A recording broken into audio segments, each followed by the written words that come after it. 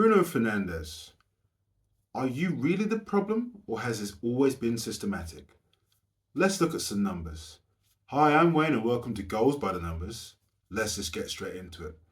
So, an interesting fact that I wasn't aware of this week was revealed to the masses. Manchester United have won the most games on Boxing Day and Newcastle have lost the most. So surely that means Manchester United win, right?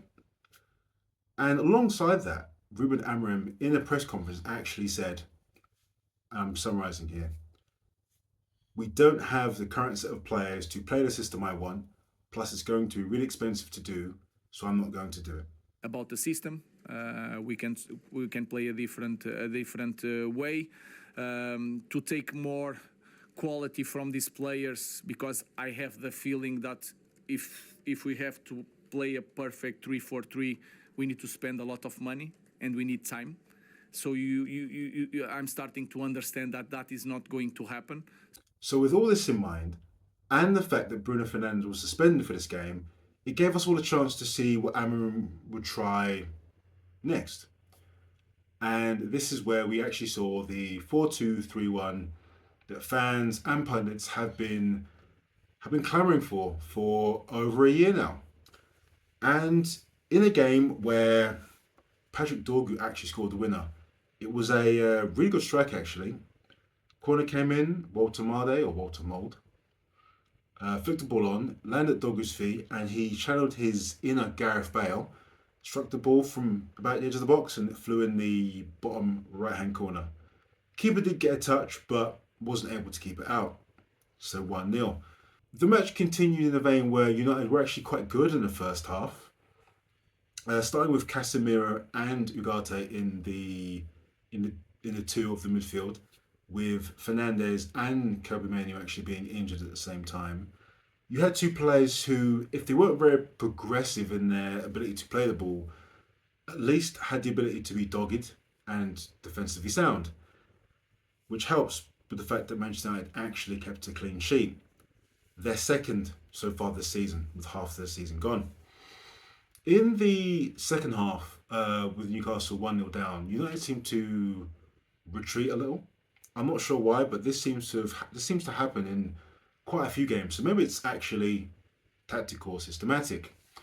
In fact, Newcastle had over 70% possession and over 10 shots in the second half alone, which seems like a lot, but strangely for Manchester United this season, doesn't actually sound that strange.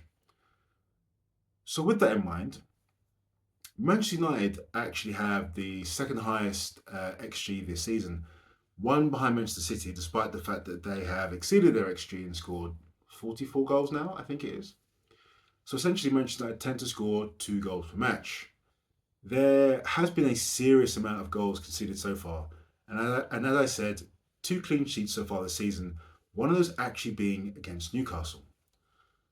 5 teams, I should point out, have conceded more, and they are all in the bottom 5. So why exactly is this happening?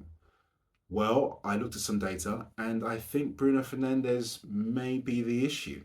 Bruno Fernandes is Manchester United's second top scorer so far this season. Interestingly, Casimiro is third behind Bruno with 4 goals. As a team, Manchester United have scored the third most goals, with that being 32, while Arsenal, who are actually top, have 33. Again, Manchester City running away in terms of goals, so we'll leave them as not an outlier, but we'll leave them where they are. But in terms of the negatives, when you look at Bruno Fernandes' midfield partner Casimiro, in the last calendar year, Casimiro comes in the top 94th percentile for blocks, tackles, aerials won, and clearances. Plus, as we know, this guy actually scores goals. Interceptions is lower than I expected at 1.04 per 90. So maybe Casemiro relies on his physical attributes more than his mental, but that's absolutely fine. Some players are more cerebral, some more physical.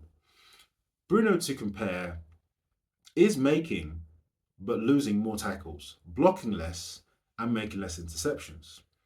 Now you might argue, but his attacking output is so good. And yes, it is very good. So I guess the question comes down to, why is he actually in a defensive role? So when we continue to look at the data and we consider someone like Declan Rice, for example, he would be the archetype of the two midfielders that Amorim would want in his system. Two guys that are athletic, can pass the ball, get up and down, make tackles, and maybe have a unique skill set, such as being good in the air or free kicks. When you compare his numbers to Bruno's, Bruno Fernandes' numbers aren't actually that far from Declan Rice's. A little bit lower, but then Declan Rice is an actual midfielder, whereas Bruno is more of an advanced, or just to call it what it is, a number 10. When thinking about all three players, that being Rice, Casimiro, and Fernandes, in terms of the amount of tackles won this season, all three have 17. So you might think, okay, so where exactly is the massive difference? Now, where things get interesting is in the defensive third, Casimiro and Rice have more tackles than Bruno Fernandes. Not by a massive amount, but there is a gap. Whereas Bruno Fernandes has the most amount of tackles. In fact, if you combined Casimiro's and Rice's tackles in the attacking third, they would have the same amount as Bruno. So then other questions come to mind, as well as what we can imagine or what I've seen when I look at matches and use the eye test. Fernandes seems to get into a good position defensively, so the structure of the team is good. But the amount of goals conceded where a player has been near him and has run off him and he hasn't reacted seem to be too frequent. One that comes to mind is that man again, Phil Foden at Manchester City, where Manchester City beat Manchester United 3-0. Foden just seemed to run off him, no reaction from Fernandes. And the fact that there was a back three instead of a back four, Fernandes and Casemiro have to be extra careful with their defensive duties because there is just one less man behind them. So, we have a potential reason why Manchester United conceding so many goals. But with the change of formation that Amorim has now said is going to have to happen, simply due to finances in the current squad, is that going to fix the issues? Are Manchester United now going to be able to play a system where they can continue their attacking output and intent, despite the fact that they are not clinical? We look at Manchester City. And then we also have to consider, after the change of ownership and then getting Amorim in as your manager, does it make sense to have a manager who specialises in a very bespoke system, that being the 3-4-3, and then him comes to the realization that actually he needs to play a different system, that being the 4-2-3-1? If Amorim has sacrificed his principles for the playing squad, what happens next? Does he see out the season and then go? Does he continue past the season? And I guess one question I would ask is, yes, Manchester United spent 200 million on attacking players in the summer.